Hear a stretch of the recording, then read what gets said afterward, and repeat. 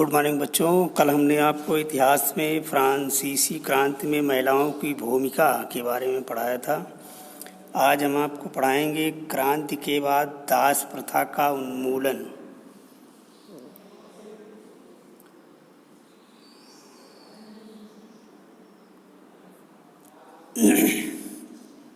फ्रांसीसी उपनिवेशों में दास प्रथा का उन्मूलन जैकोबिन शासन के क्रांतिकारी सामाजिक सुधारों में से एक था।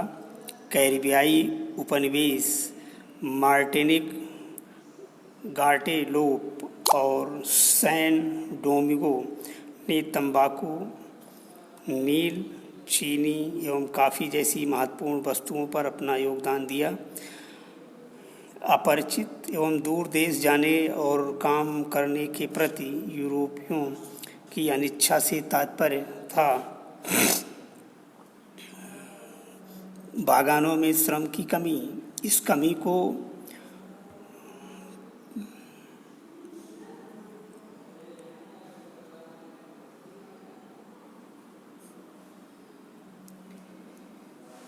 को ही यूरोप, अफ्रीका एवं अमेरिका के बीच त्रिकोणीय दास व्यापार द्वारा पूरा किया गया।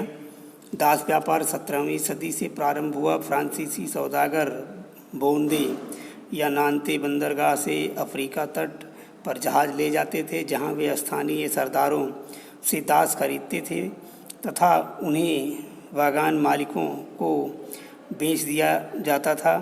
दास श्रम के बल पर यूरोपीय बाजारों में चीनी, कॉफ़ी एवं नील की बढ़ती मांग को पूरा करना संभव हुआ। बोंदे और नान्ते जैसे बंदरगाह फलते फूलते दास व्यापार के कारण ही समृद्ध नगर बन गए। 18वीं सदी में फ्रांस के दास प्रथा की अधिक निंदा नहीं हुई। नेशनल असेंबली में लंबी बहस हुई कि व्यक्तियों के मूलभूत अधिकार उपनिवेशों में रहने वाली प्रजा सहित समस्त फ्रांसीसी प्रजा को प्रदान किए जाएं या नहीं, परंतु दास व्यापार पर निर्भर व्यापारियों के विरोध के भय से नेशनल असेंबली में कोई कानून पारित नहीं किया गया। लेकिन अंततः सन 1794 के कन्वेंशन ने फ्रांसीसी उपनिवेश में सभी दासों को मुक्ति का कानून पारित कर दिया। किंतु 10 वर्ष बाद नेपोलियन ने दास प्रथा को पुनः प्रारंभ कर दिया। बागान मालिकों को अपने आर्थिक हित साधने के लिए अफ्रीकी नेग्रो जनजाति के लोगों को गुलाम बनाने की स्वतंत्रता मिल गई। फ्रांसीसी उपनिवेश से अंतिम रूप से दास प्रथा का उन्मूलन सन 1848 ईस्वी में हुआ।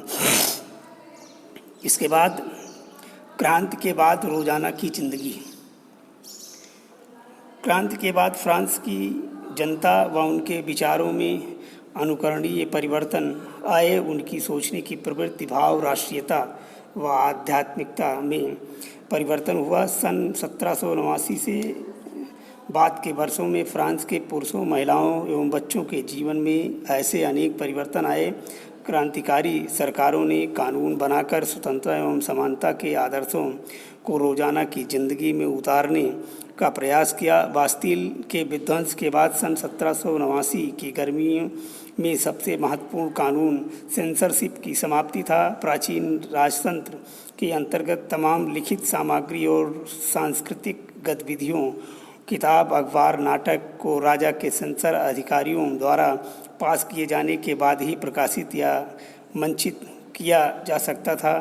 फ्रांस के शहरों में अखबारों, पर्चों, पुस्तकों एवं छपी हुई तस्वीरों की बाढ़ आ गई, जहां से वो तेजी से गांव देहात तक जा पहुंची। उनमें फ्रांस में घट रही घटनाओं एवं परिवर्तनों का ब्यौरा और उन पर टिप्पणी होती थी। प्रेस की स्वतंत्रता का अर्थ ये था कि किसी भी घटना पर परस्पर विरोधी व्यक्ति अपने विचार भी व्यक्त कर सकते थे। प्रिंट माध्यम का उपयोग करके एक पक्ष ने दूसरे पक्ष को अपने दृष्टिकोण से सहमत कराने की प्रयास किया। नाटक, संगीत और उत्सवी जुलूसों में असंख्य लोग जाने लगे। स्वतंत्रता और न्याय के बारे में राजनीतिज्ञ व दार्शनिकों के पांडित्यपूर्ण लेखन को समझने और उससे जुड़ने का यह लोकप्रिय तरीका था, क्योंकि किताब को पढ़ना तो मुट्ठी भर शिक्षित के लिए ही संभव था। सन 1804 में नेपोलियन बोनापार्ट ने स्वयं को फ्रांस का सम्राट घोषित कर दिया। उसने पड़ोस के यूरोपीय देशों की विजय यात्रा शुरू की। पुराने राजवंशों को हटाकर उसने नए राजवंश बनाए। नेपोलियन स्वयं को यूरोप के आधुनिकीकरण का अग्रदूत मानता था। उसने निजी संपत्ति की सुरक्षा के कानून बनाए और दशमलव पद्धति पर आधारित नापतोल की एक स्वतंत्र और जनवादी अधिकारों की विचार नापतोल की एक समान प्रणाली चलाई। प्रारंभ में बहुत लोगों को नेपोलियन मुक्तिदाता लगता था और उसने जनता को स्वतंत्रता दिलाने की उम्मीद थी, पर जल्दी ही उसकी सेनाओं को लोग हमलावर मानने लगे।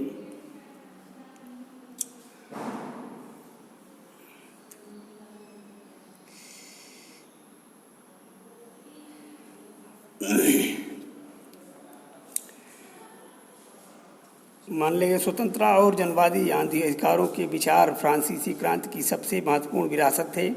ये विचार 19वीं सदी में फ्रांस से निकलकर शेष यूरोप में फैले और इनके कारण वहाँ सामंती व्यवस्था का विनाश हुआ। औपनिवेशिक समाजों ने संप्रभु राष्ट्र राज्य की स्थापना के अपने आंदोलनों में दासता से मुक्ति के विचार की नई परिभाषा दी।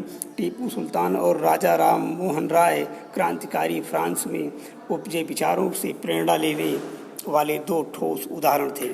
इसके बाद कल हम आपको फ्रांस की क्रांति के प्रभाव के बारे में हम आपको कल बताएंगे। आज बस इतना ही केवल।